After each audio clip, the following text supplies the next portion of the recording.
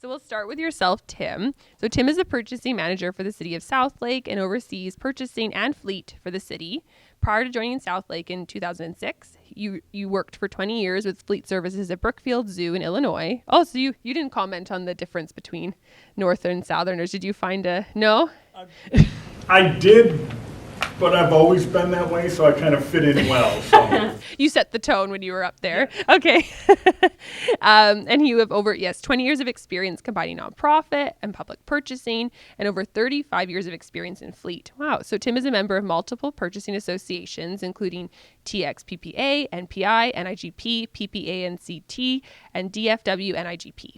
He is currently the TXPPA past president, at Texas Municipal League Board, member as a TXPPA liaison, and a UPPC member of Board of Examiners Corps. He has two wonderful daughters, Delaney, his oldest, and his youngest, Kathleen. Both are mostly off the family payroll.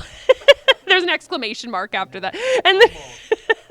And Tim is married to his wonderful wife, Carrie, and will celebrate 34 years this fall. I think I'm going on 6 months of marriage, so I'll have to get some advice from you. Welcome, Tim. And Melody. Melody received her Bachelor of Science degree at Brigham Young University and started as a buyer for Richardson ISD in 2000. She is now the director of purchasing as of 2014. She has incorporated e-procurement into their program and has successfully processed over 125 opportunities. She enjoys spending time with her two daughters, who are maybe still on payroll. I'm not sure. Oh. Another one there. Yeah, it's a work in progress. Okay. Well, welcome, Melody. Welcome, Tim. I will say, too, yourselves have very different scopes with your organizations, but I always like to have everyone share immediately, or at the beginning, I should say, just background what your spend looks like, whether it's annually, the team size, centralized, anything you think is kind of relevant contextually for those in the room to sort of see themselves in your experience. So I'll pass yourself the mic, Melody. I might have to go over your head, though, so sorry as I elbow you. Thank you. All right. Well, I'm with Richardson Independent School District. We have 55 schools, almost 39,000 students. I have 6 employees in the purchasing department. It feels like it's constantly more bidding is required. More projects are happening. We get more. We say we get more money, but then we have to, then we always don't have enough money. I don't know how that works, but we are centralized unity. We participate in the TASBO organization, which is statewide. I did not come with my spend, so I don't really know what that is. It's a lot. We have 6 people in our department. We split up commodities amongst ourselves. I even still have a commodity for the technology commodity. And I've been in the procurement world since, I don't know, like 96, something like that. Transitioned into a buyer, transitioned into a director. I really do enjoy it. I really do think Bonfire is a great tool, and I'm in it every day, several times, looking over our different projects and analyzing the data and facilitating constantly, doing bids all the time, helping my buyers take care of their bids. Was that the question? Oh, no, it's really okay. Anything you actually wanted to share. No, it's not at all. I'll think of more later, probably. Oh, yeah, no, we'll put you in the spot a few times. Oh, Tim, all right, I'll turn it over to him. You got the gold mic. I get the gold mic. All right, is it working better? Okay. Okay, perfect. All right, so I've been with Southlake since 2006. I started as their fleet coordinator. We had a purchasing agent at the time. She left about a year after I had gotten there, and our CFO came to me and said, "You've been doing a lot of purchasing for fleet. When I first got there, our bid threshold was $250. So anything over $250, we had to get quotes for. What is it today? Right now, I'm at 3,000. Wow. So, and that was part of what I've been able to get implemented with, changing, kind of rearranging how we did things. We are decentralized for the most part. The departments can buy anything they need under 3,000. It just goes through department approvals. If it's over 3,000, then it would come through purchasing for approval. They used to have us as the final approver, on all the purchases, but too much stuff was getting declined after the city manager had approved it at the 5,000 level, and they didn't like that happening, so they moved me in front of them now. So I'm the second to the last approver now. Our spend for, our 2023 budget is 161.5 million. Our team size is me. I handle all of procurement and all of fleet for the city. Our POs in 22, we had 897. Bids in 2020 were 8. 2021 was 12. I'm at 19 so far this year, and I know I've got 2 or 3 more coming at least. So And you must do a lot of like master agreements to where your end users can purchase off those agreements? I put a lot of contracts in place that's good for the entire entity. Right. We also do a lot of cooperative purchasing, which I think is one of the questions as we get into this. So I'm a big proponent of that. And let's see, South Lake has 35,000 plus residents, so it's a smaller city. So. We can change the funnel approach. So let's start with external collaboration then and be opportunistic. Why not? Okay. The questions that came in. So one of the first ones I was going to dive into was in that section was if your organization, I'll take the mic. Thank you. If your does your organization leverage piggyback clauses, for example, or cooperative purchasing? And yes, what does that look like if you leverage both or either? We'll start with yourself, Melody. Sure. So for the school district in Dallas and in Texas, we have very large forums and groups, and starting with cooperatives. Yes, we're a part of several cooperatives. We also are part of the national cooperatives, the Texas cooperatives. We use that for different purchases. We also are part of interlocal agreement cooperatives with North Texas school districts, and then there's several in the state of Texas where we share bids all the time. We share our bids with them. They share bids with us as long as the verbiage is in those bid solicitations. We have several forums that on a daily basis, we can see another school district is asking, hey, does anybody have such and such vendor? Does anybody have a bid in place for XYZ? We share those documents amongst each other all the time. You just don't know how many different requests you get from your admin team, from mostly the admin team and you're like, what, how am I going to go and bid that? I don't even know anything about that. Going out to other entities that are like me is very helpful. And quite honestly, I'm going to switch over a little bit to the community projects part of Bonfire. I love it. I think it's great. And I recently used it. And I found a bid that San Antonio ISD recently did that was exactly what I needed. It was almost word for word. And being able to grab those specifications, grab those evaluation tools. It was very helpful. So yeah, amongst Texas school districts, we share, piggyback, do cooperatives all day long, and it saves time, it saves money. You're already getting, the work done because somebody else has already done it. So, and you don't have to. So I think it's very great. How about yourself, Tim? Okay. Exactly. It's your work is already done for you.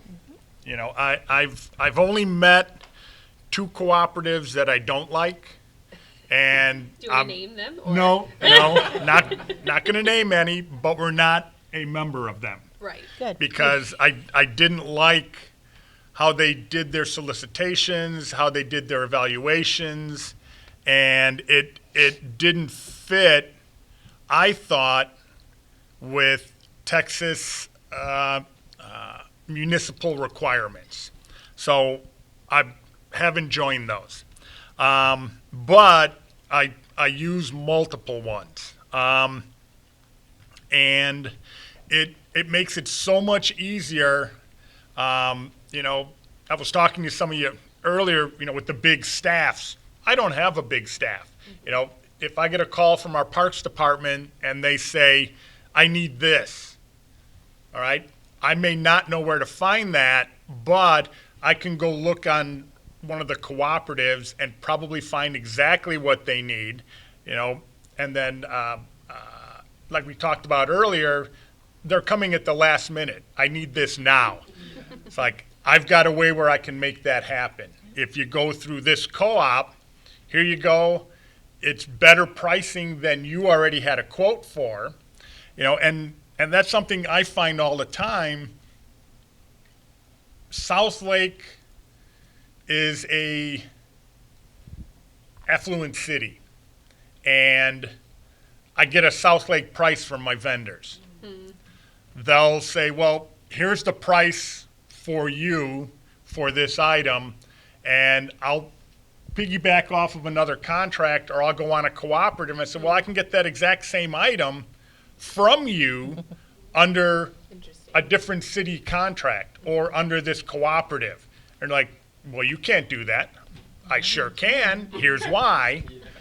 So I love to do that on some of the salesmen. It's like, well, you were giving me a South Lake price. I don't appreciate that. Here is where I'm going to buy it through. So, but currently I've got over 60 interlocal agreements in place with other cities. I've been able to, where when I first got there, any type of purchasing interlocal had to be signed off by our city council. I've got it now where I can go through the city manager's office for that. I've had a resolution done, and I can turn around a interlocal agreement with another city in a day or two now. I don't have to get it on council agenda anymore. It's cost threshold? No Sorry? cost threshold? No. With any threshold? Nope. I can get it turned around quickly. Now we still have to follow, if I'm going to purchase off of somebody's contract, I still have to follow our requirements, but I can get that interlocal agreement in place to allow me to purchase off their contracts. Okay. And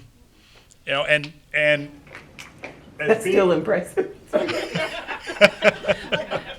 I'm curious, what timeline did you? It took a lot of work. It took a lot of work. Yeah, ours still have to go to city council if Yeah. we get it, even just to, if it hasn't been approved yet to, do business with that entity or interlocal, it has to go through city council first. Okay. To get that approval. Yeah, I don't have to do that anymore. I'll be happy to send you exactly how I got that done, because it took a resolution. And then as soon as I had that, all I have to do is create the document, and the city manager signs on it. Did you want to share, Tim? You're welcome to. Do you create the document, or does your city attorney's office do that? Both. I've got a boilerplate where I've helped or I've worked with our attorneys to create it, and I've got a boilerplate that I'll always send. If this works for you, I'll set this up, I'll have it signed on our side, and you'll have it before the end of the week. Then it's up to the other entity to go through their process. Now, the only time I've had to change that, City of Irving, their attorney would not allow them to sign it with only my city manager's signature on it. Even though I had the resolution, even though it was all attorney approved and everything, their attorney would not let that go through. So on that one, I had to go back to our city council then, but that's the only one since I've had the resolution passed, where I've had to do anything different. So it's, for us, it's a really quick process now. Fort Worth operates like that as well. They have a standing resolution to approve any interlocal, and it was signed at the city manager, and that helped speed up the process. That's what like that. We are a lead agency on a couple contracts. I've got a tree contract out where Southlake is the lead agency, and that actually gets us points on our AEP award. I think Dallas puts in for that, don't they? So what's that? AEP, Achievement of Excellence in Procurement. I think Denita in small business. Working? Yeah, that's what she was Okay. saying. It's a annual award, and you get points toward your total if you have a lead agency agreement. So I had one for tree services, I had one for concrete, and then some of our other contracts, I've got a pond maintenance, dredging services, where other entities are piggybacking off of the contract I put in place, and then we piggyback off of other cities, electrical services, street striping, janitorial services. So I'm using them all the time. What's interesting there was, I was going to say, a bit of dialogue and like different schools of thought when we were at the Austin meetup, because some organizations actually said their idealized state was to consistently not use cooperatives, and they always found that they had a better price or just more catered to them. So it's interesting having like a different conversation here with takeaways, because there was How many staff members did exactly. they I have? would just say I Okay. think that's what you have to be realistic about, right? Is the constraints, and you have a team of Yeah. 10 versus 1. Yeah, and and for me, our volume is going to be much smaller. So using a cooperative, I'll use our fuel. I use about 120,000 gallons a year of fuel for the city. I'm buying off a contract that's 2.2 million The gallons. scale is just It gets me much better pricing. And also with the interlocals and the piggybacks and everything, it's legal. An auditor is going to look at it. If you have your documentation in place, you're good to go. I think that's really important. In a lot of the things I'm looking at is any purchase, did we make a legal purchase? We didn't want to go rogue and have to come back and justify it later and hope that the auditor is okay with our answer. So having that in place ahead of time is very helpful. For the city, if I may add something, I think just because we are so large, even if we make it a practice to always want to put something out to bid first, just because with our size, the cooperative pricing, we can actually get more advantageous pricing, outside of the cooperative. And if we do get approached about, you can go through a co-op, we have this co-op and you guys are a member of it, we will say, or, at times say, well, how about you submit your co-op pricing through this bid here? to compare. Right. So we, just because of our size, we do like to put stuff out to bid. And because I know that now more so, we have a lot of the federal stipulations in the terms and conditions, but that wasn't the case 2 years ago with all the co-ops. And so that was a problem that we ran into because, you know, we would need something extremely fast, but that co-op may not have all of these provisions that are required for, you know, 2 CFR 200.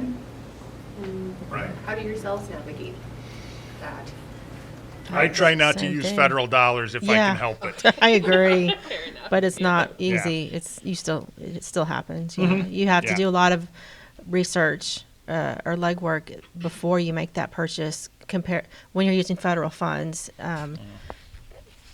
I mean, you should do that for all your purchases, but especially with federal, I'm like, Yeah. okay, stop, look, make sure everything is documented. Did the co-op do the provisions? Did they do their cost analysis? And I agree. It's kind of difficult to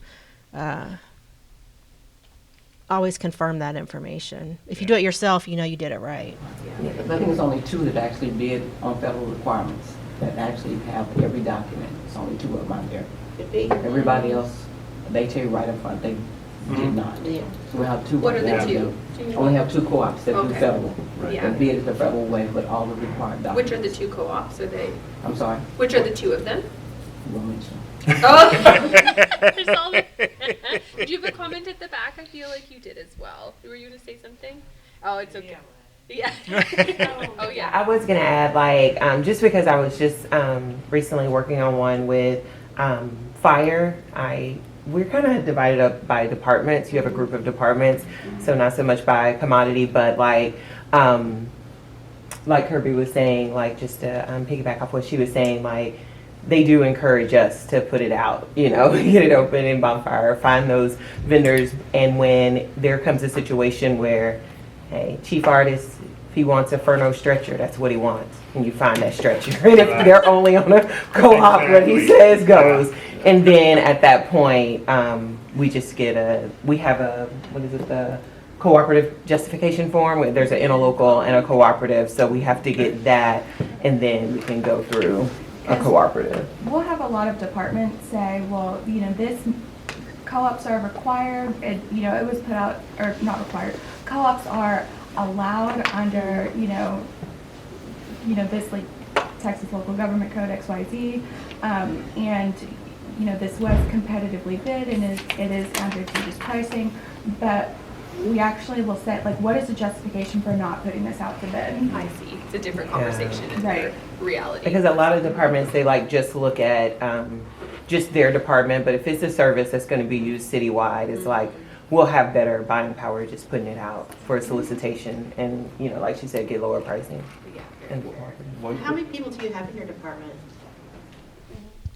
130. I'm just curious because We have, considered fully staffed, we have 20 procurement specialists. Yeah. However, we have been operating at barely half of that for like, it's been about 11 or 12 of us. We're short staffed.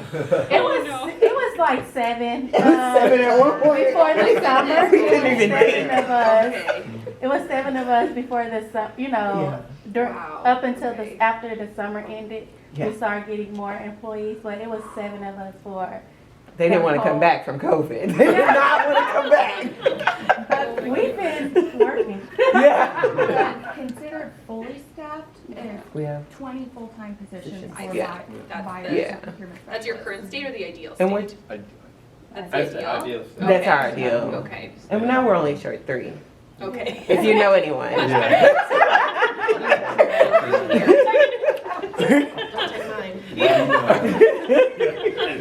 Well, then the other side of that too, we have contract administrators as well. Oh, So right, that yeah. only handle the contract side of it, because, if you're doing both, it's a really tough job, trying to do the procurement, do the solicitation, do the contract, and keep up with the contract, so. Because up until about 3-4 Months months ago, we were doing. We did both. Renewals, extensions, increases, consent to assign, we were doing all of the contract the administration post-contract. Right. portion of it. It took a lot of time away from actually buying. Yeah. And so that has been moved to our contract management division. And you do both, you said. I do both, and it is tough, to do the solicitation of the contract together and then contract management. And so, yeah. One question that I just had come up in my mind was, for those two co-ops, and you don't have to mention them, but for those two co-ops that are 2 CFR 200, like certified, quote unquote, is it, if you were to choose, I want to use federal funds, I am for whatever reason choosing to use this co-op, they've said they check the boxes that allow me to do that. Is that enough? Can you take the co-op at your word, or is it for that given process you must further verify that they Nope. are in fact compliant Nope. towards? Federal can always come back and say, nope, we don't like how you did it, and and it's going to depend on the individual person that is looking at it, whether they're going to ultimately, allow that or not. Even if you go through that entire process, like with disaster, you can go through, you can dot all the I's, cross all the T's, and they can still deny it and still, say you're not going to get reimbursed for it. So, It's very emphasized that the due diligence is on the entity's behalf. You can't just trust them, unfortunately. We have a legal opinion with our city attorney's office right now with co-ops and like ARPA funds or SLFRF funds to just because they check all of these boxes for they have the contract provisions when it comes to David Bacon and environmental, but all of the CFR or the two CFR 200 provisions that you're required to have, even if they do meet those, it kind of goes to, well, can we justify the co-op with, it's kind of on, I don't know how to explain it, but we're kind of advised to not use the co-ops with federal funds right now. Just because it may check all of the boxes at face value, but when it comes to the competitiveness, the evaluation process,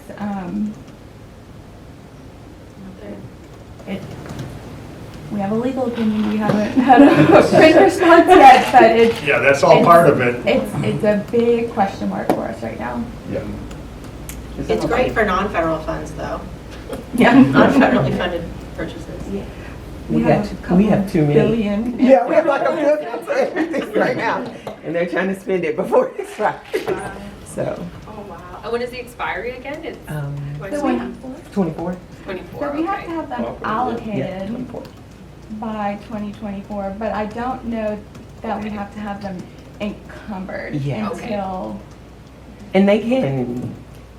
I don't remember the exact date, but I think it might be. They do.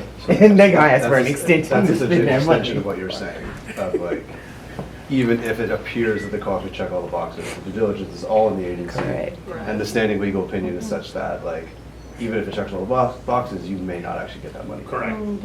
Yeah. There's no such thing as free money. Yeah. Yeah. It's very interesting. Thank you. No, it's great.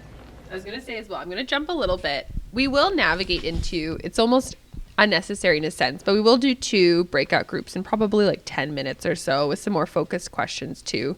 But we're already sort of one big breakout group, so it's sort of nice as it is. So thanks everyone for adding in. I'll pivot back because we were going to start out the flow a little bit around community prioritization at the organizations that Melody and Tim represent. I don't think my enunciation was there. So I'm curious, we'll start with yourself, Melody, how community is prioritized, community and collaboration at your organization. And I'm curious even for yourself, you brought in Bonfire at Richardson, correct? Yes, I did. Okay, yeah, and some organizations say that helped collaboration. Some have different feedback. So I'm curious even if you can add color to how you navigated that process too. in the sense of if your stakeholders, to get the collaboration of your stakeholders coming into a tool, the change management that had to happen with that. Yeah. Okay, yes. I came in with a CFO who was old school, just to say it out there. I tried to get some electronic bidding. He's like, does it work without? I mean, can you do paper bids? I'm like, yes. Okay, then we don't need to spend money to buy an e-bid system. Long story, he ruffled enough feathers that he wasn't the CFO much longer, and I got a new one. And didn't take that long to approach him, and he was all for it. So I did do some evaluations of other e-bid systems at the time. This one just had more to offer, and I really liked what I saw. Getting it implemented, we had to go through we had to get board approval to allow electronic bidding. And then just as far as involving the community in our projects, our district has also gone through a shift change with with a lot of the construction projects. We have schools that are very old that we don't have space to build new schools. We get a lot of feedback from the community on what they want to see as far as what's going on in their schools with their kids. It's on the news all the time. They want to be involved with some discussions with user groups. We definitely take all that feedback. We use that when we're forming solicitations. As far as working through solicitations in our school district, sometimes I get a one-line email from an admin person that says, we need to buy this. I'm like, that's all you're going to tell me? That's it? That's all that you're going to provide? And it's not like I can really push back, and I can kind of push back, but that's when I, work with some departments to pull more details.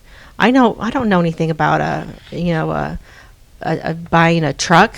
I need my department to help me with those specifications to form it. They've got to be part of the whole process of intaking the information, providing me quantities, specifications, being part of the evaluation, and then being part of the contract management at the end. So we start from the beginning with a need, asking our community what their opinion about it, what their opinion is on that, working through it in the district, all those requirements that I have to also legally throw into our solicitations, and then managing it at the end. I'm curious to that back and forth that occurs. Is it at the ideal state, or is the current state no? Like, what would you shift? I'm curious. Having more time. More lead time. Sometimes it's I need this now. I think someone back there said that, and that I feel like I try to make them understand it doesn't happen that fast. Mm-hmm.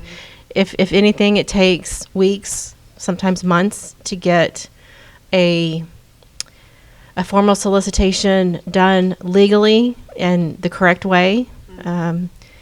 That's probably a little bit more education I need to give to my end users is the big picture of time it takes to properly do a solicitation. Mm-hmm. Question. What types of tools do you have in place or plan, because you're doing procurement for a whole district in different schools, what do you use to kind of plan your procurement throughout the year? For us, we have an annual aggregate of 50,000 where we have to have bids in place. So there has to be some kind of competitive, formal solicitation in place. So for my school district, we're always going to spend over 50,000 in almost anything that we do. So we have cycles. We have bid cycles of and a calendar where we keep up with, a majority of the commodities that we always need to have in place. Then there's the one-offs, which feel like they're coming at me a little bit more often, but we need an inventory management system, and so that is more of, I'm just hit with it at the last minute. But we really do try to keep on the cycles. We're way ahead of it so that we're not having a bid come off, come to its term end date, and then we have nothing in place. We try to stay ahead of that with our calendars. So what's the state's requirement for school districts? We're in higher ed, so it might be different, and I'm new to Texas, so I'll say that. Bid threshold's the same as 50. Okay. I wasn't sure if it was different, because then I'd say try to get your district to maybe change the limit. But. Nope. Well, no. We have 100,000 where we have to go to our board, but at 50,000 we have to satisfy the state's requirements. We have to have a formal bid in place. Yes. Mm-hmm. Okay, great. How about yourself, Tim? What does the dynamic look like we'll dive into, the latter part of what Melody spoke to around back and forth for when they have request, idealized state versus reality, Okay. and then how you've navigated that over time as well. Awful lot of last minute requests. They're always coming that way. Hey, I need this by tomorrow. I've been really blessed working at South Lake with, I've always had great buy-in from our city manager, our CFO. Our councils have been very good. Not a lot of bickering in between them. They're very very supportive of the cooperative purchasing because they know that we're a smaller city. We're all expected to work together. That's one of the big things that's always pushed. So the buy-in from the departments with what needs to be done is usually pretty good. They usually get with me 80% of the time far enough in advance, because they know that it's going to take some time. Did you have to, if you look yes, back, I was going to say yes, 10 years ago, did that look? No. Yeah. No, that was all working with the departments, Okay. giving them information that, hey, this is going to take time. Mm-hmm. If we have to do this formally, here's how long it's going to take. But having other options available when a department calls you and says, I need this by the end of this week, how can we make that happen? And if you're able to make that happen for them, legally following all the requirements and everything, they're going to be on your side, and they're going to then come to you earlier, or they're going to bring you in early in the process and say, hey, I've got this problem, I need your help. Right. And it's always great to get those calls so you can get out in front of something and say, hey, I got something, I just heard something the other day, here's how you can do that. And if you're able to help them with that, they're going to call you a lot sooner. So it's almost like an oversimplification on my part, but you gave them that initial win, and then the change management came from that approach. It's right? the total opposite for us. If they come to us say, "Oh, we need this by next week," it then becomes a habit. Now you need to rush everything for us, and that's just absolutely not going to happen. Did you run up against that too? And then that was. I get some of that, but there's an awful lot of buy-in from up above, where then if I go to their director and say, hey, I'm getting all these last-minute requests, we need to get out in front of this, I can usually get the buy-in from the department then at the higher level, but we're much smaller. So it's kind of known your problem children,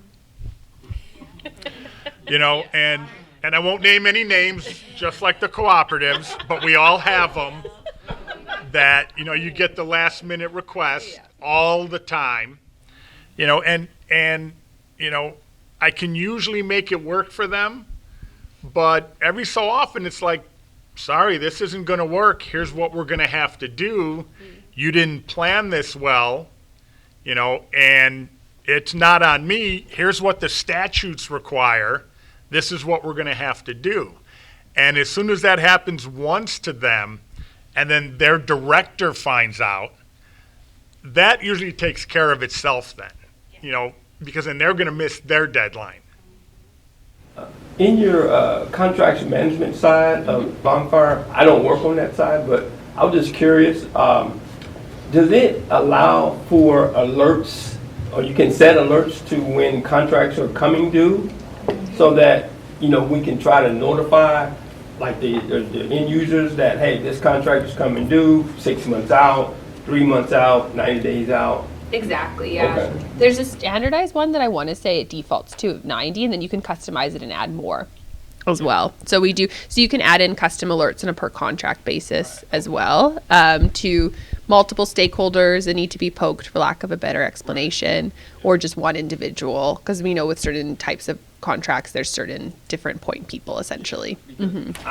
Before I was with the city of Dallas, with the city, I was with Dallas County, Dallas College. Oh, okay. And so we used a different system, but it allowed us to do alerts on the contract, so that, we start sending out alerts to the department heads so that they would know, okay, y'all need to start taking action on this. Yeah, we set it up so that you can essentially award the opportunity in the solicitation side, create the contract in the repository side, and just what we like to call kind of set it and forget it, put up the reminders and just let it go. And then and if there is stakeholder changes, we did do a mass or an update, so you can bulk change. So you can be like, Tim's assigned as a reminder to all of these contracts. Tim just exited the organization, no foreshadowing. And then and you can just reassign like en masse too. We realized that was needed as well, instead of diving into each contract and trying to find what was Tim associated with. So that would be very helpful, just because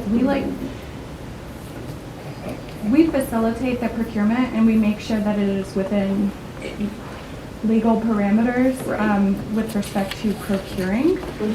But we like to put a lot of that responsibility of requests on the departments, because they are the lead end user, they are the client department for that agreement. And like Melanie said, we have had so many we will adamantly say, this is not a rush, there's no health, safety, any sort of issue when it comes to that. This is for landscaping. Grounds maintenance.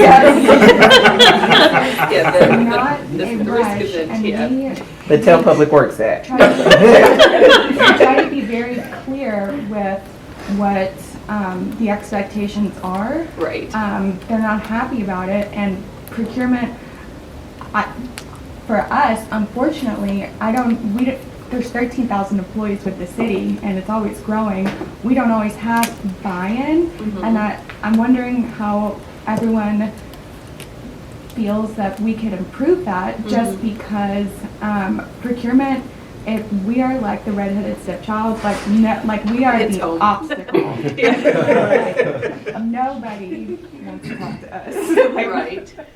I'm curious, does anyone have commentary on how they've navigated that perception change over time and seen strides in it?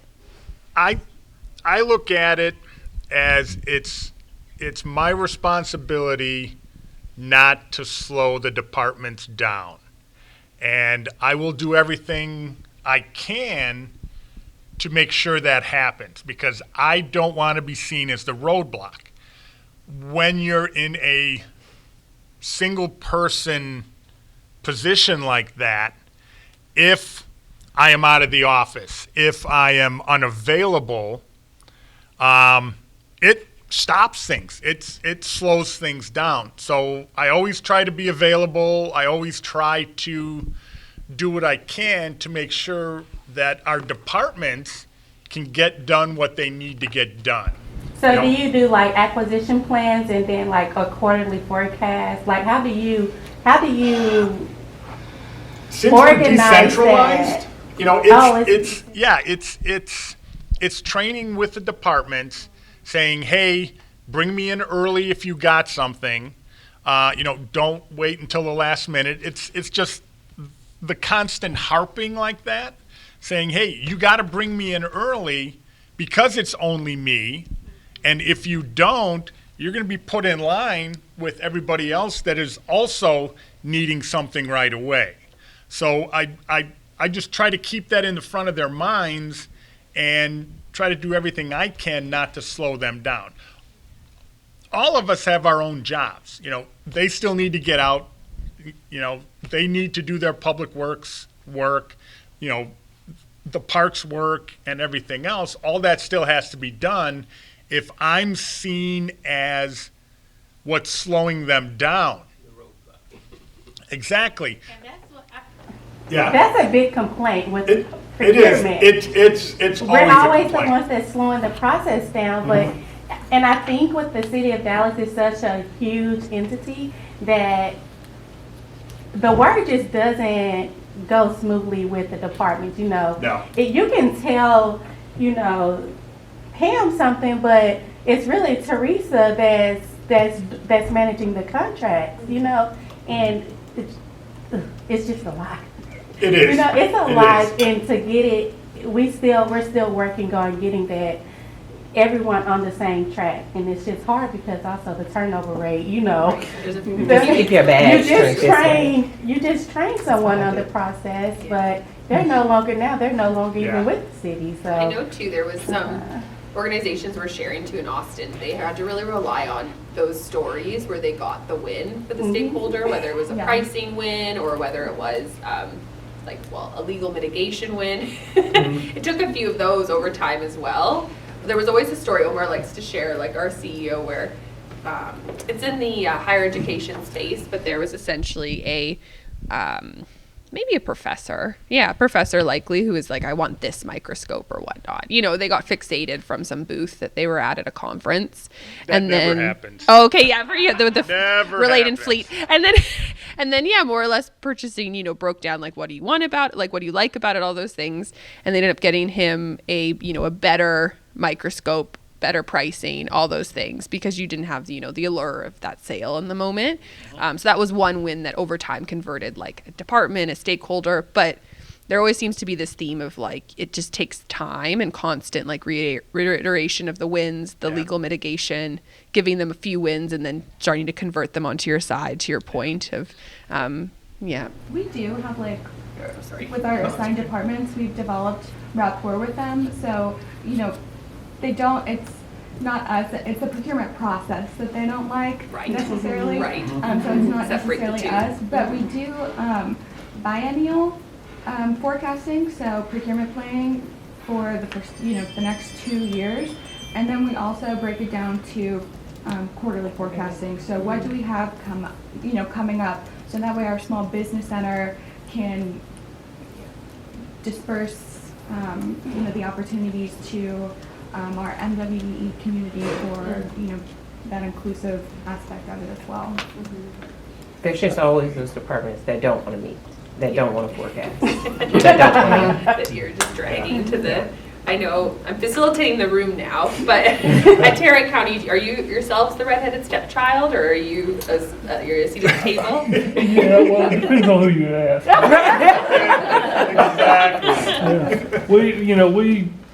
One of our biggest, my pet peeves is departments have a budget, they've had it all year long. All year long. And then they get to middle of July and say, oh, we need to get this done before the end of our year ends August 31st. And I'm like, Okay.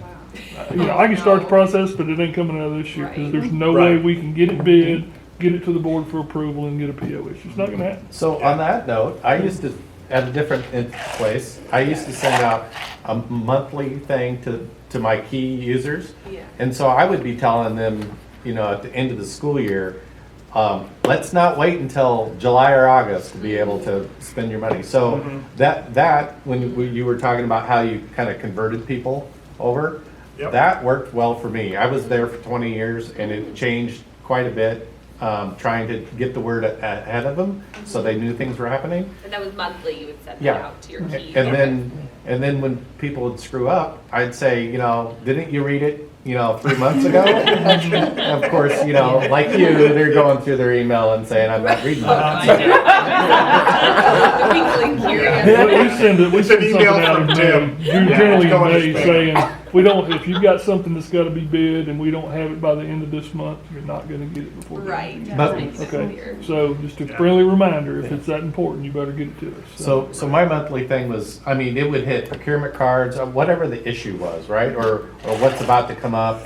Bank of America is doing something different, whatever. Get the mass word out and have them start to trust you enough. Yeah. And then it converts people over. When did you start to see, maybe there wasn't an exact point in time, but a tangible change? Because you were there for 20 years, right? So where did you see the reaping the benefits of that? 2005. And you started the process when of like poking people? 97. Okay.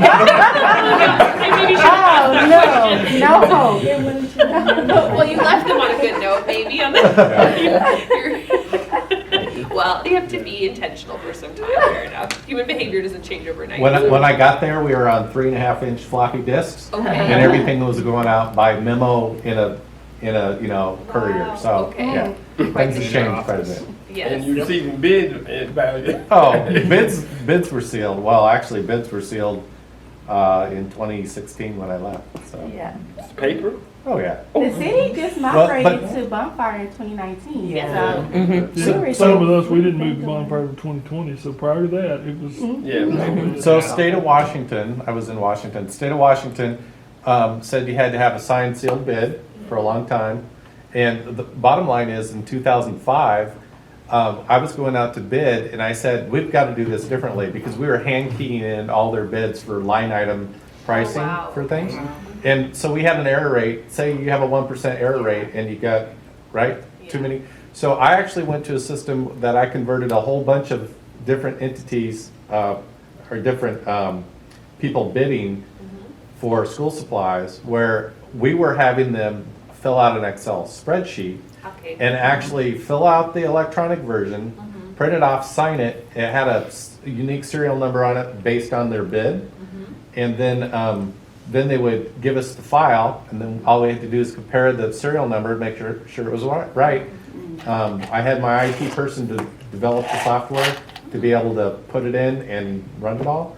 And so we were doing that from 2005 until 2016 when I left. So it converted over it's not electronic, but it's really electronic. So it worked out well. A good stepping stone. One question I had, maybe more broadly about like procurement plans, quarterly plans, biannual, however often they happen. What would you say the percentage of purchasing you do is based on that plan versus those ad hoc requests that come in? for me, so they only forecast what has to be formally bid. So the 50K and over solicitations, that's what our forecast is for. So on that, so we forecast that, but they also, so it can only be maybe 3 things on that list, but they also want to do 8 co-ops. So it just depends on the department and their needs and whatever services they're looking for that quarter. So, it could be in a high percent or it could be a low percent. And I will say that About 80. it's kind of, so we go off of the quarterly procurement planning for, we'll say, our more routine and general needs. However, with ARPA and the COVID funding that we have, depending on when we get the request or when their program or their initiative was approved by council, it's not necessarily something that they can plan for. And so that has increased those ad hoc requests, which we do accommodate. We're saying this is not a rush. But if it's an ad hoc request, I would say that we would get it 25% of the time. But our more routine needs from our procurement planning, the forecast About is 80% about of mine. 75. Okay. Yeah, about 80% of mine. There's like the general forecast. political cycle, things go through deliberation, budget eventually get approved season. at some point, Mhm. and then there's the monetary threshold that Yeah. would cause something to be on or off the plan. Mm-hmm. Is that, Did that's those similar? ratios align with the two of you, the 80%? Yeah, kind of. Okay, Yeah, kind of. I think, yeah, Yeah. I agree, yeah. Yeah, okay. You know, ours, I try to put a lot of stuff under contract. You know, and my contracts are usually 1+4 renewals. So I can kind of get everything under a cycle. You know, now I've been with Southlake now for 16 years, and I've got most of the items under some kind of contract right now, or I know that we're going to buy them through a co-op. You know, so, and that just comes with being at the same place for so long. You know, if you go in new to some place, you know, you have to learn that all, you know, and then that's just working with your departments then, you know, finding out what they need. And then I will always suggest, hey, do you want to not have to do this every year? You know, I can put a contract in place for you. We can't do that. Okay. We usually do, it's either, I'm going for 5 years, you know, Okay. for most contracts, but, you know, for some of the goods, you know, especially with the times we're in right now, 2 to 3 years is It's what hard. the, It's it's what hard. the suppliers are really going for, and with some price increase language in the specs. Right. But they're going for like 2 to 3 years right now, but usually we going 5 with some renewal options and. Because our, the procurement process itself, especially with our internal timelines, from getting the specs to going to council for approval, I mean, that could be anywhere from 6 to 12 months. And so it's not something that we, like, I always advise against a 1-year thing unless it's a pilot program, just because when we finish, we got to start another one. It's like I opened grounds maintenance February 24th, and it's not going to council until December 14th. Yeah, but I mean, it's awarding citywide 33 million, and I told them it's hard to get the whole train moving in one direction, because then departments, you know, sometimes they don't concur. Then we got to meet with them, with my director and their director, and tell them like it was fair. Like your vendor just didn't win, that you wanted it. And a lot of the departments, they just, you know, they've been with the city 30 years and they want who they want. Yeah. And they're set in it's their not ways. fair. Yeah, they're very set, and they're gonna fight it, and they won't sign the concurrence. So it slows the train down. And but then it's like, we'll move on without you because this is the whole city. So with that, who evaluates the submissions when they come in to select the awarded vendor? Okay, is it part of the department that's on that committee? Usually one. So it's Okay. the lead department cannot be the majority. So if they have, you know, an evaluation committee of 5, you know, Okay. 2 can be from the lead department, and then the other 3 has to be from someone somewhere else. Okay. So they keep that ratio that Yeah. they're And- underrepresented to a Yeah. degree. Procurement Okay. evaluates cost and our local preference points. Yeah. Okay. And then depending on the service, we do have our small business center evaluate the MWBE points. So We don't usually choose, on this one in particular, I did choose the evaluation committee, Okay. just because, I mean, it was the whole city, there's really no lead department. There's, you know, well, everybody think they're lead. Don't tell some of these departments they're not lead on a contract. you ask for people. Yeah, so it's like, I just did one person from the largest departments, the largest spend. Okay. So I chose one person from, or asked like whoever their contract management person, my contact at the department, I asked like, hey, who is it that, you know, would want to represent this department? And, you know, sometimes they're like, how many vendors submitted? If it's a lot, I don't want to do it. If it's like, come on, Yeah. someone, you know. And so But normally the lead department chooses, but just on this particular one, because it involves so many departments and smaller ones, we just. I think it's also important to try to make your evaluation criteria tight so that people can't just arbitrarily say, I gave them a 1 and somebody else says, I gave them a 7. Oh, I mean, We don't, we go back to them. We're not accepting this. So, We're not so when you accepting get to the zeros. end, if people say I don't concur, you should say it was a fair process. Too bad. Yeah. And I that's mean- and that's how we do it. If there's any influx within the scores, someone is gonna have to redo their Okay. scores. Like, there's no. So I go back to them, like, Yeah. I'm gonna unlock it, you go back in bonfire, I'll extend Yeah. the date, and you need to fix this. What's the threshold or influx that you'll go back to them with? Like, for instance, There's who some- was it? there Parks was- did not like the incumbent, so they scored them all 0. Oh, And so I went a back, dramatic. they have experience, they're the incumbent right now, you go back in and give them some Yeah. points. How?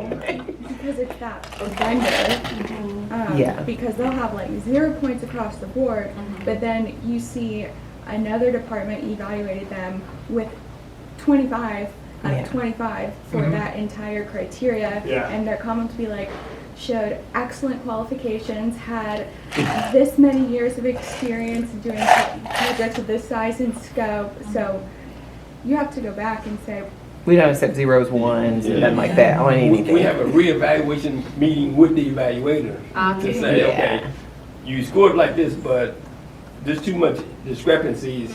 You all need to take a look at this again. If somebody scored high, you say, hey, Jane, what did you see that Bill didn't see? Exactly. Because there's gotta be Exactly. something that somebody missed. So you gotta, get them to talk and figure out, hey, well, yeah, maybe I didn't see that, or maybe did. It could have been just a misunderstanding of the scope of work as well and what the proposal actually was. and I always advise them, like, we'll facilitate these conversations, like, don't just talk to each other offline about this. Have a scoring talk, but I'll facilitate it. Do yourselves have that process too? It sounds like Yeah, and now that kind of brings up a question. When you're putting your evaluation committee together, is the whole committee people that know the service or the product that it is? Okay, So good. some of them are used to be in this department, like, I have one like now for transportation traffic counting services. Okay. So, and I have someone that's like in building services on the evaluation committee. They used to be in that department. They have some type of knowledge of the services that are required, like to meet. We have Yeah. on the evaluation committee composition form, we have the person, the department that they're from, and then the reason why, or their qualifications for Okay. why they're Being on the appropriate to committee. evaluate. And it also has to be diversity in that committee as well. So it can't Okay. be all men.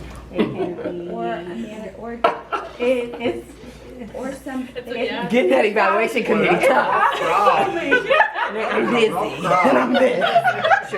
It's just a duty. It's a duty to be on this committee. Yeah, and actually with the criteria that we require for the evaluation committee, it has been here recently, like my department's aviation has come to me like, hey, do you know someone that, that we can reach out to?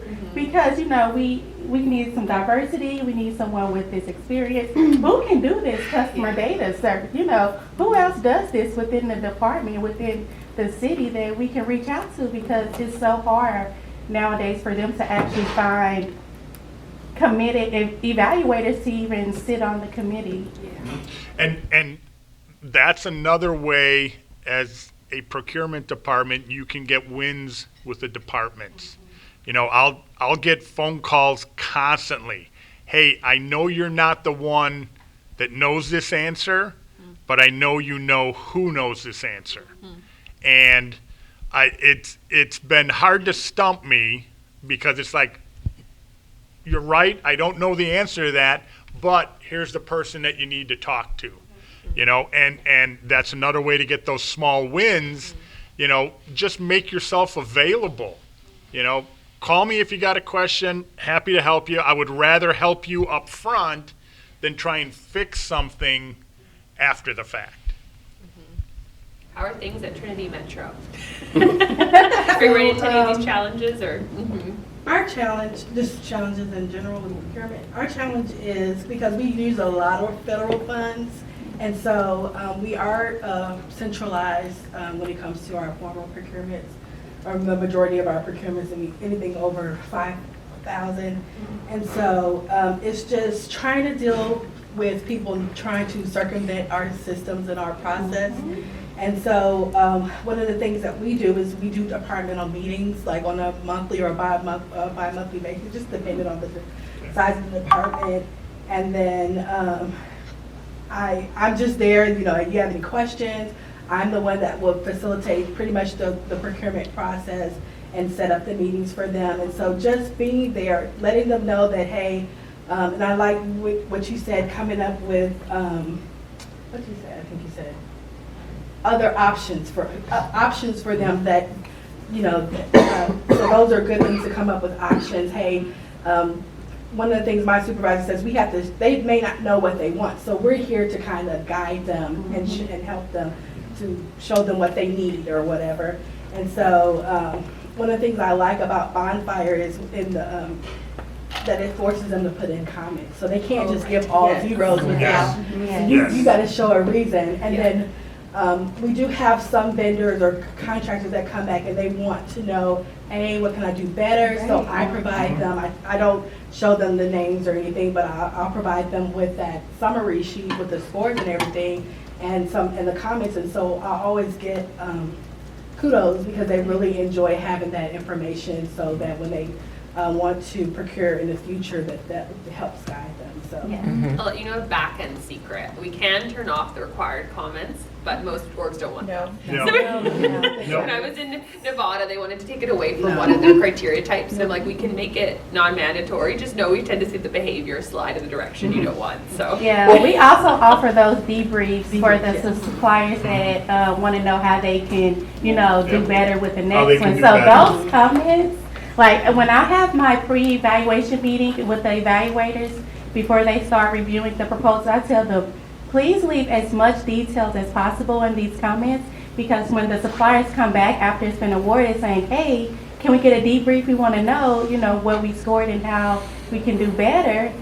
Y'all comments is what's going to give us that feedback to them. Something I'll always tell them is the more comments or the longer, better comment you put in there, the less likely I have to bring you into a debrief meeting to explain your scoring. You know, because if you give them a 1 and you've got no reason, you're going to get called into that meeting to explain your 1. So that gets a lot of people all of a sudden to be a book writer now, and they'll put all kinds of information.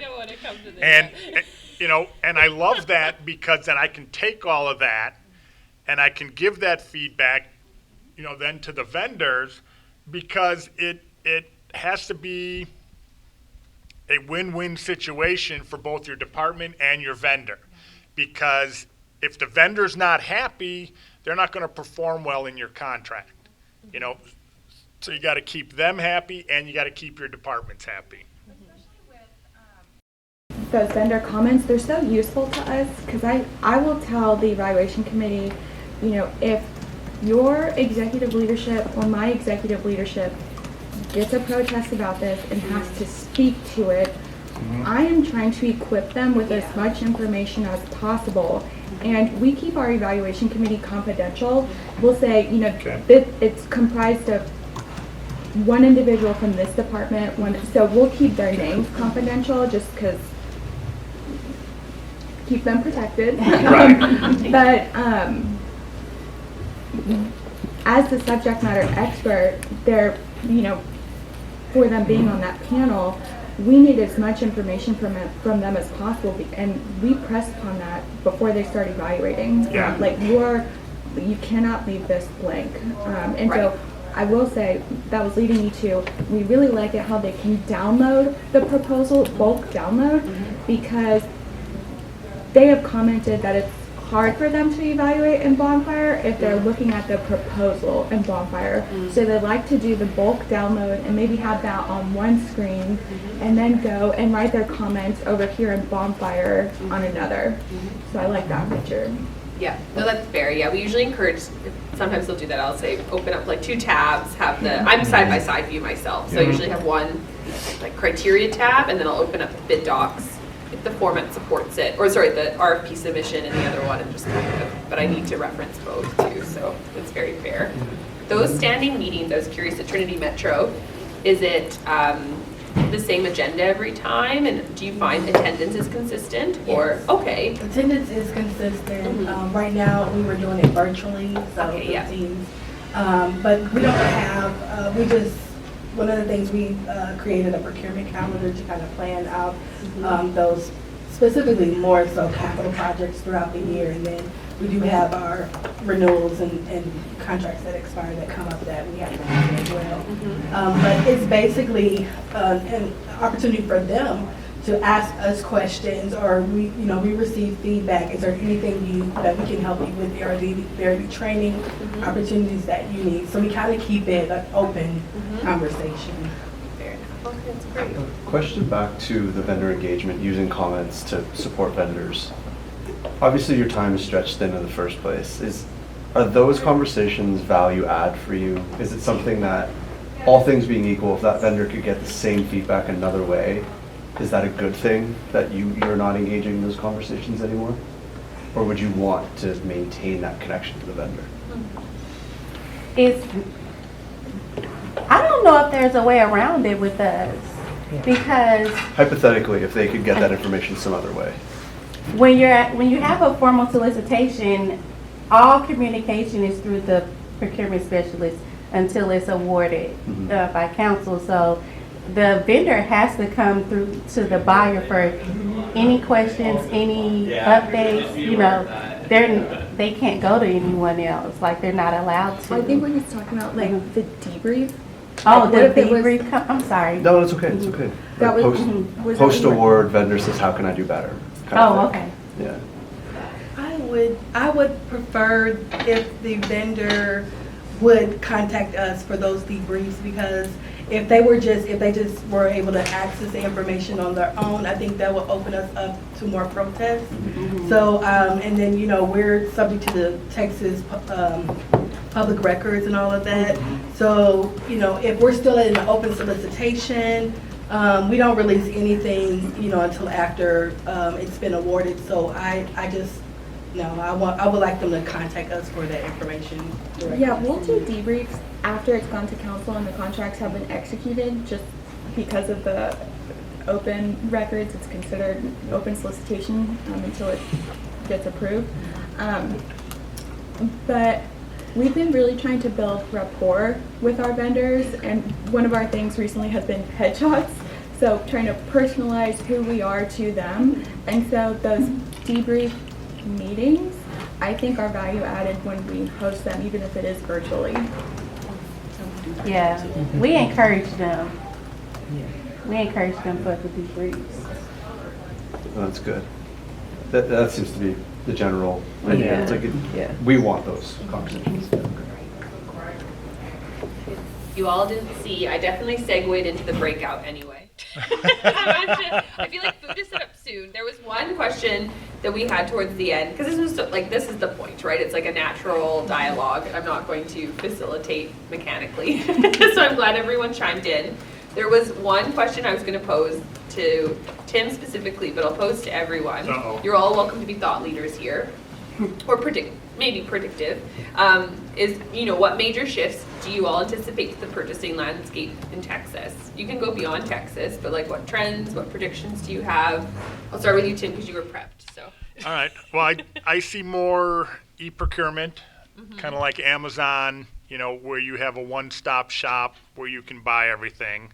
I think there's going to be more switching over to electronic bidding just because it's so much easier.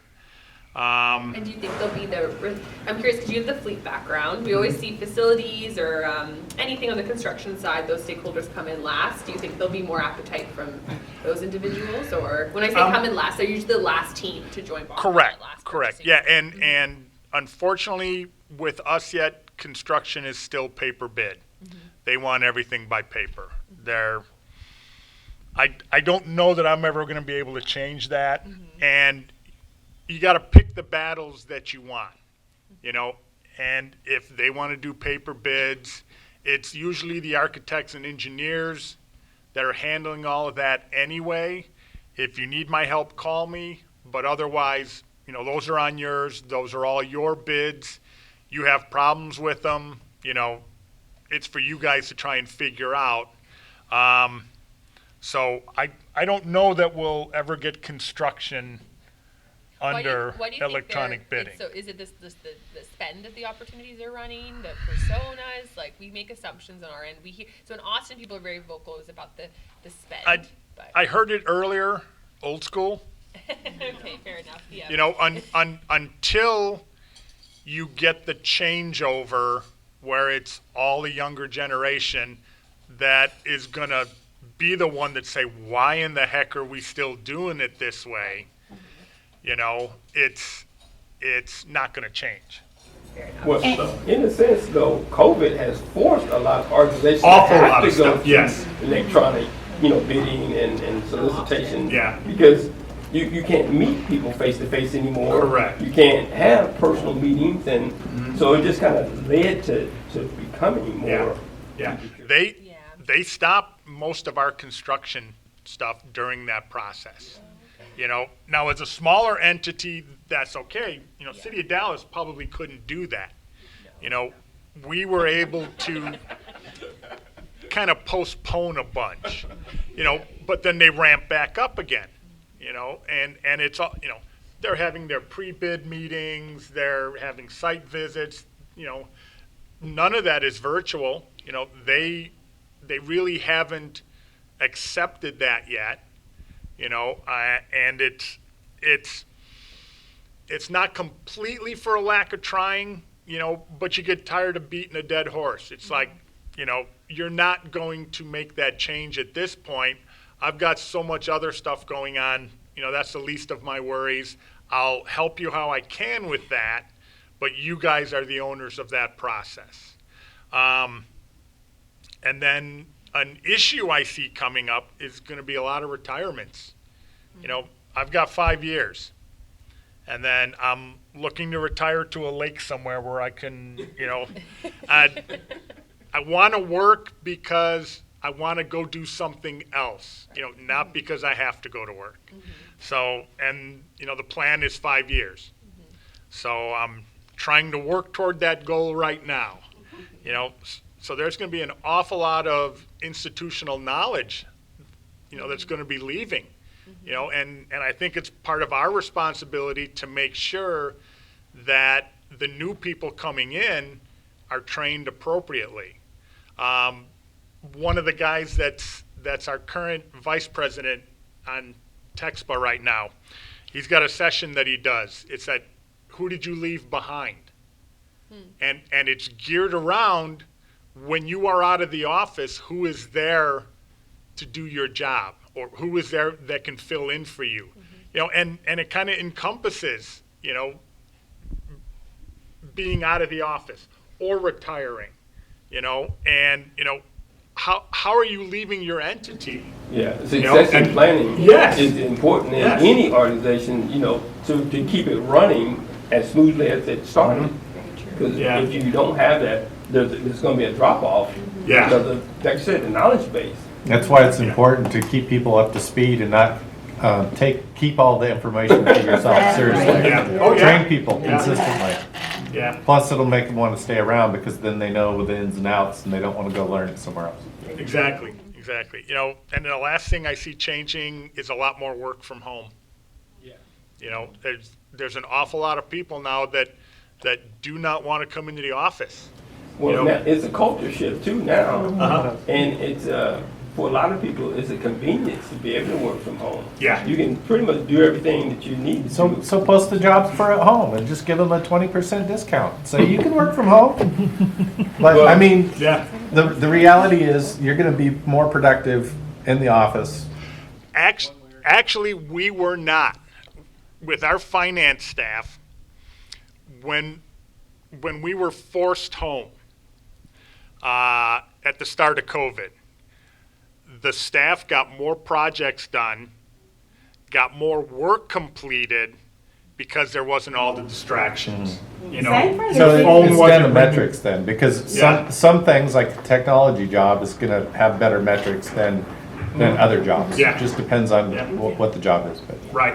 But I think that's where our nation has to go, because there are a lot of people that want to work from home, but they really should start differentiating the two jobs Yeah. so that they can fill the jobs. I mean, that's part of our problem, is filling the jobs. Yeah. But if you give them a discount, people will start to decide which one they really want to do. Well, I think, That's a good thought. so at NIGP in Boston this past, August, there was actually a talk about shifting with the culture. Like, you can't, you have to adapt and make changes. For one, we're going through inflation, you know, where everything is more expensive, so giving a 20% discount, you know, cutting the cost and saying just for them to work from home is not gonna, it still isn't gonna bring that business or employees to want to work for you. You have to basically do what the younger people want to do. And they want to work from home and they don't want to come in. Yeah. And if the job is like Office of Procurement Services, we were up when we got shut down. You know, everyone was sent home for COVID, and we were very productive during that time. So when we came back, it was once a week or 2 times a week. I don't know. I can't remember.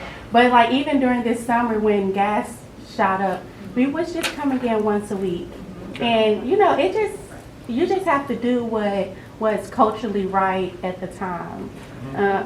We like that.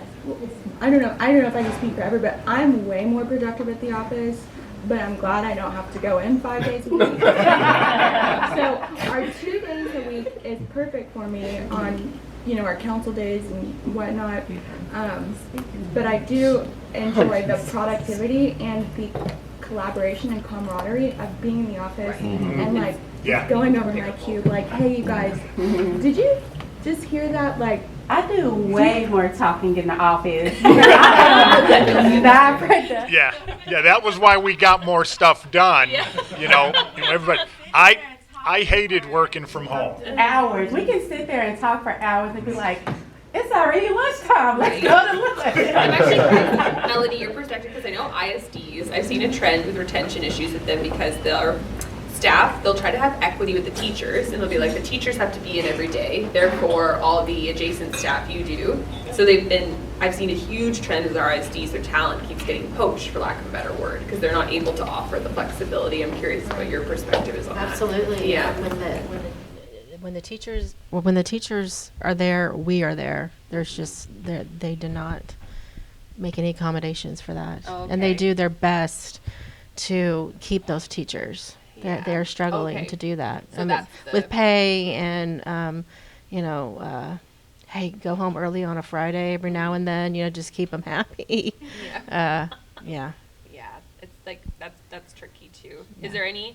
We did not get to work from home when they were here there. Oh, you didn't? Oh, even in the pandemic? No, we did Okay. then. We did then, but when they came back, we came back. I see. Interesting. Was there any comments you had on Tim's predictions? Disagree? Agree? Any others? You know, he mentioned your construction bids had to be paper because of the Old school. the history Yeah. history there. And quite honestly, I had a buyer who was over my construction who was very old school and kept trying to tell me it has to be paper, it has to be paper. And he retired recently, and I've looked over that process, honestly, even just yesterday with my new, I'm not trying to go there, but younger buyer who is very into technology, and we talked through it all, and we're like, okay, well, it can be done through Bonfire. Let's do it this way and see how it goes.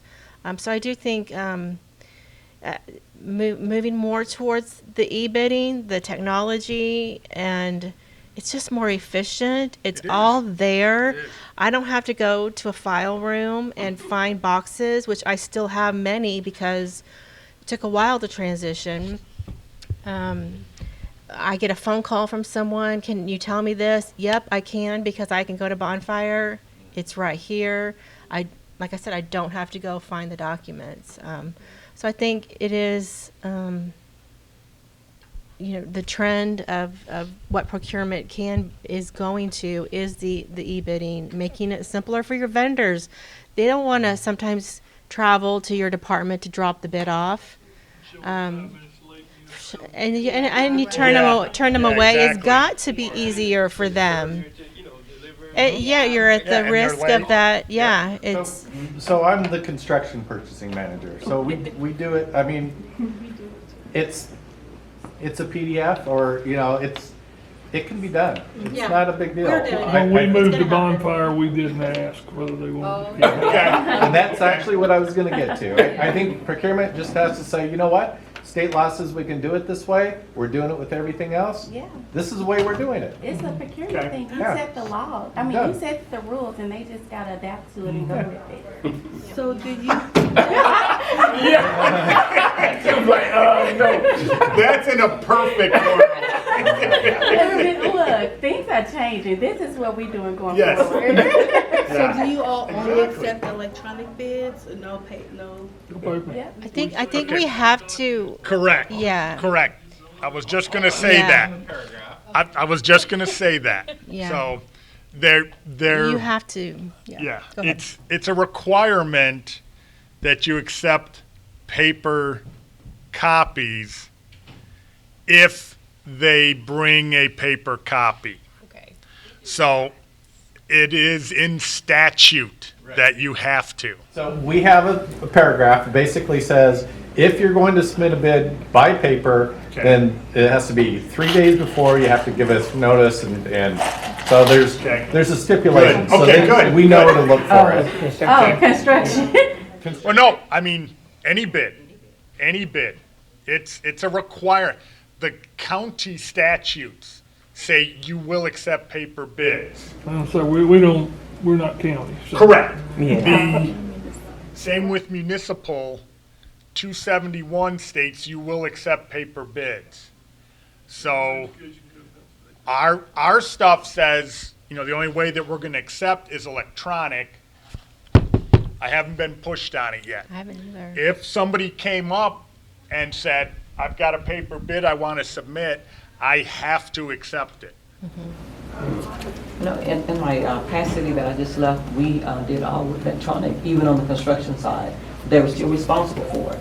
Okay. And then the document, because the statute read that, we prefer electronic, but if you do want to submit a paper, then it would tell them where they can submit it. Right. And so that's. Yeah, I didn't even put that in our documents. But most of them don't, they want the electronic because they can add it up better, so they really don't want to do the. It's much quicker, because I know before I switched to electronic, it was an original and 5 copies. Yeah. Wow. That's an expense, So as soon as we were able to tell the vendors, hey, you can submit a PDF copy of this now. And if we need copies, then we'll make the copies. It's on us. The only paper that we are receiving these days at the city are bonds.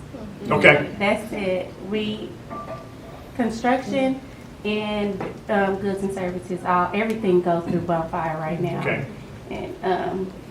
And I think going to those small conferences with the small business center conferences and providing them with the information that, you get registered with Bonfire, I think it's just an outreach thing with letting organizations or companies and suppliers know, that's how you get them to, or get your department okay with accepting electric.